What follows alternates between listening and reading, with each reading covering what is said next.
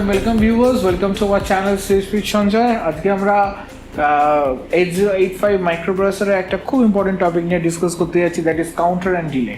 অর্থাৎ 8085 কিভাবে counter define করি বা কিভাবে লুপ কন্ট্রোল করি, and at the same time আমরা শিখব কিভাবে 8085কে কাউন্টার ডিফাইনেশনের মধ্যে দিয়ে আমরা কিভাবে ডিলে করতে পারি। তো প্রথমে আমরা দেখে নিই যে ডিলে জিনিসটার প্রয়োজনীয়তাটা কী। কারণ আমরা জানি যে প্রসেসর একটা very important and first device, rather I can say fastest device এবং all the peripheral devices, others যে ডিভাইসেসগুলো বা অ্যান্সিলারি ডিভাইসেসগুলো, আনুষঙ্গিক ডিভাইসেসগুলো যারা প্রসেসরের সাথে কাজ করে তাদের থেকে প্রসেসর অনেক ফাস্ট কাজ করে। তো এই সমস্ত ডিভাইসের সাথে যখন প্রসেসরের কমিউনিকেশন করা হয়, এই সমস্ত ডিভাইসের সাথে যখন প্রসেসরের সিনক্রোনাইজেশন করা হয়, তখন প্রসেসরের সিনক্রোনাইজেশন করার জন্য আমার প্রসেসরকে স্টেপ ডাউন করতে হয়, অর্থাৎ প্রসেসরকে সাধারণত আমাকে ডিলে করাতে হয়। কারণ যখন পেরিফেরাল ডিভাইসেসগুলো কমিউনিকেট করে প্রসেসরের সাথে, পেরিফেরাল ডিভাইসেসগুলো slow responding device, processor peripheral ডিভাইসকে রিকোয়েস্ট করে, অ্যান্ড পেরিফেরাল ডিভাইসেসগুলো যখন রেসপন্স করে, ইন বিটুইন টাইমটা processor has to delayed itself, processor has to stop itself from doing other work, বা প্রসেসর নিজেকে অন্য কাজ থেকে বিরত রাখবে বা অন্য কাজে শিফটিং থেকে বিরত রাখবে। আমরা যেহেতু জানি যে অপারেটিং সিস্টেম বিলং করে না 8085 মাইক্রোপ্রসেসরের মধ্যে, তাই সমস্ত প্রসেস ম্যানেজমেন্ট স্কিমটা কিন্তু আমাদেরকেই করতে হয়। আর সেই প্রসেস ম্যানেজমেন্ট বা সিনক্রোনাইজেশন, ডিভাইস সিনক্রোনাইজেশনও কিন্তু আমাদেরকে করতে হয়। তো সেক্ষেত্রে পেরিফেরাল ডিভাইসের সাথে কমিউনিকেট করার সময় প্রসেসরকে ডিলে করতে হবে। এখন ডিলে ছাড়া আমাদের অন্য উপায় থাকতে পারতো হোল্ড করানো প্রসেসরকে, বাট আমরা জানি যে হোল্ড যদি প্রসেসরকে করাই তাহলে আমার ডেটা বাসগুলো ট্রাই স্টেটেড হয়ে যাবে, অর্থাৎ লজিক্যালি ডিসকানেক্টেড হয়ে যাবে ফ্রম দ্য সিস্টেম, কোনো প্রসেসিং হবে না, তাই জন্য আমরা হোল্ড করাতে পারছি না। অ্যান্ড ওয়ান্স দ্য প্রসেসরের মধ্যে যখন আমরা প্রসেসরের পাওয়ারটাকে অন করি, তার মধ্যে যে ক্রিস্টাল অসিলেটরটা থাকে সেটা অ্যাক্টিভেটেড হয়ে যায় এবং সে কন্টিনিউয়াসলি 6 মেগাহার্জ ফ্রিকোয়েন্সি জেনারেট করতে থাকে। এই ফ্রিকোয়েন্সিটা ডিস্ট্রিবিউট হয়ে 3 মেগাহার্জ ফ্রিকোয়েন্সি প্রসেসরের মধ্যে ঢোকে, and once the frequency crystal oscillator যে স্কোয়ার ওয়েভ দিচ্ছে সেই স্কোয়ার ওয়েভে প্রসেসর অ্যাক্টিভেটেড থাকে এবং প্রসেসরকে কিন্তু আমি আইডল করতে পারছি না, processor at the same time activate থাকতে হচ্ছে। তাহলে প্রসেসরকে ডিলে করাতে গেলে আমাকে প্রসেসরকে এমন কিছু নন প্রোডাক্টিভ কাজে ইনভলভ রাখতে হবে যাতে প্রসেসর কিছু আউটপুটও দেবে না, but at the same time it gate itself busy in doing something work, some calculative ওয়েতে আমরা প্রসেসরকে আমার যতটুকু সময় দরকার ততটুকু সময় আমি ডিলে করাতে পারবো। চলো দেখো না যাক যে আমরা প্রসেসরকে কি করে ডিলে করাই। এই ডিলে অ্যান্ড সাবরুটিন সিরিজের মধ্যে আমরা অনেকগুলো জিনিস পড়বো, অর্থাৎ কি করে আমরা প্রসেসরকে ফার্স্ট অফ অল শিখবো কি করে কাউন্টার দিয়ে ডিলে করাতে হয়, second of all single register use করে কি করে আমরা ডিলে করাবো, রেজিস্টার পেয়ার ইউজ করে কি করে ডিলে করাবো, তারপর আমরা শিখবো যে আমাকে একটা সার্টেন টাইম দিয়ে দেওয়া হবে, সেই সার্টেন টাইমটাকে ব্যবহার করে কি করে আমি প্রসেসরকে ডিলে করাবো। ক্যালকুলেটিভ জিনিস কিন্তু খুব ইজি। চলো দেখে নিই যে আমরা first delay using register, delay using register. তা আমরা জানি যে প্রসেসরের কাছে যে রেজিস্টার্সগুলো থাকে জিপিআরএস অর্থাৎ জেনারেল পারপাস রেজিস্টার সেট থাকে, সেই জেনারেল পারপাস রেজিস্টার সেটের মধ্যে থেকে আমি প্রসেসরকে ডিলে করাতে চাইছি। তো ডিলে করাতে হলে আমরা যেটা করব সেটা হচ্ছে প্রসেসরকে আমরা ফার্স্ট অফ অল আমি যে কোডটা লিখবো দ্যাট ইজ MVI CFF, অর্থাৎ কাউন্টার সি এর মধ্যে আমি FF অ্যাসাইন করলাম। FF মানে 255, অর্থাৎ 0 to 255 কাউন্ট করতে পারবে। কাউন্টারের ভ্যালু আমি ম্যাক্সিমাম FF ভ্যালুতে ডিফাইন করলাম।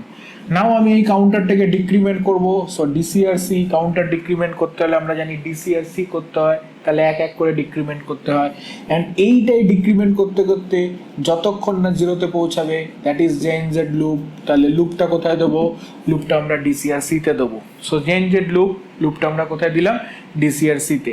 So MVI CFF DCRC JNZ loop, so লুপটা এর মধ্যে ঘুরতে থাকবে। অ্যান্ড লাস্টে আমরা দিলাম হল্ট বা RST0, whatever you may wish. Now এক্ষেত্রে আমরা জানি যে MVIC FF একটা 2 বাইট ইনস্ট্রাকশন অপকোড ফেচের জন্য আমাকে এগুলো জানতে হবে যে অপকোড ফেচের জন্য কটা টি স্টেট লাগে এন্ড মেমরি রিডের জন্য কটা টি স্টেট লাগে। সো টাইমিং ডায়াগ্রামের ভিডিওটা আমি বলবো অবশ্যই দেখতে, আই বাটনে ক্লিক করে টাইমিং ডায়াগ্রামের ভিডিওটা তোমরা দেখে এলে কোন ইনস্ট্রাকশনের জন্য কতগুলো টি স্টেট দরকার হয় সেটা কি করে ক্যালকুলেট করতে হয় সেটা আমরা টাইমিং ডায়াগ্রামে বলা আছে।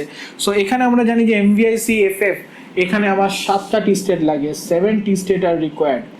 DCRC এর ক্ষেত্রে এটা 1 বাইট ইনস্ট্রাকশন, 4টা টি স্টেট লাগে।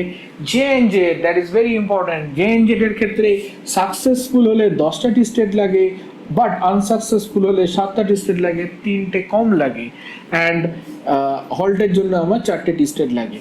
তাহলে এই প্রোগ্রামটা লুপিংয়ে কতক্ষণ ডিলে জেনারেট করছে সেটা আমরা যদি ক্যালকুলেট করি, কিভাবে ক্যালকুলেট করব নাও সি দেখে নাও, ভেরি সিম্পল। 7টা টি স্টেট লাগছে কার জন্য? MVIC এর জন্য, প্লাস এই লুপটা কতবার ঘুরবে? এই লুপটা সাকসেসফুলি 255 টাইমস ঘুরবে, লাস্ট টাইম আনসাকসেসফুল হবে, তাই জন্য আমি ধরে নিলাম যে এটা 256 টাইমস ঘুরছে লুপটা। তাতে DCRC 256 টাইমস হচ্ছে, অ্যান্ড আমার JNZ-টা 255 টাইমস অ্যাকচুয়ালি হবে, তার জন্য আমি এখানে 10 ধরে নিয়েছি।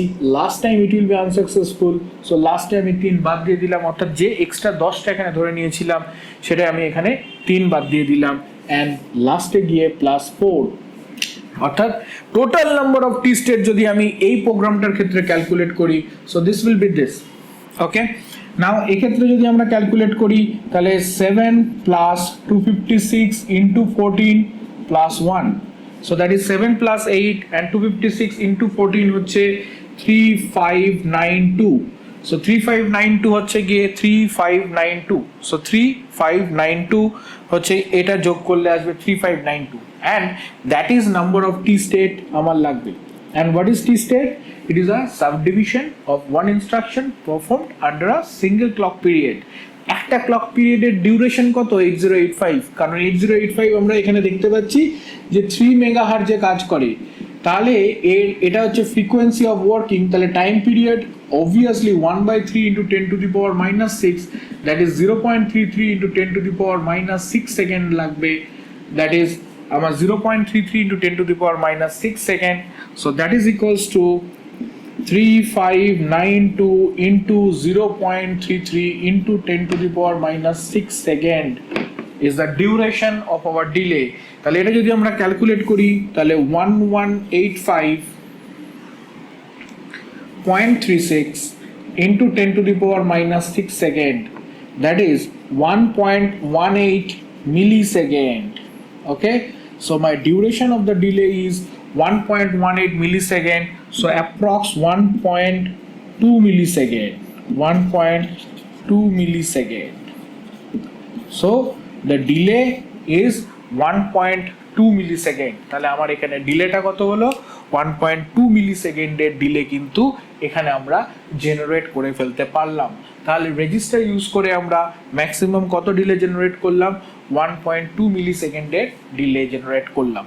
ওকে, সো নেক্সট ভিডিওতে আমরা রেজিস্টার পেয়ার ইউজ করে কি করে ডিলে জেনারেট করতে হয় সেটা শিখবো। সো স্টিল দেন আমরা ভিডিওগুলোকে 8085 এর সিরিজ অফ ভিডিওসগুলোকে দেখতে থাকো, ভালো লাগলে অবশ্যই কমেন্ট করবে, অ্যান্ড তোমাদের যদি কোনো ভিডিওসের রিকোয়ারমেন্ট থাকে অবশ্যই আমাদের কমেন্ট সেকশনে জানাবে, আমরা অবশ্যই সেটাকে টেক করার চেষ্টা করব। And at the same time আমাদের অন্যান্য ভিডিওসগুলো প্লেলিস্ট বা অন্যান্য প্লেলিস্টগুলো দেখতে থাকো, এবং যদি সেখানে কিছু তোমাদের ডাউট থাকে অবশ্যই কমেন্ট সেকশনে জানাবে। And at the same time আমাদের চ্যানেলটা যদি সাবস্ক্রাইব করা না হয়ে থাকে তাহলে অবশ্যই সাবস্ক্রাইব বাটনটায় ক্লিক করবে। And thank you for watching, and like and share. Thank you very much.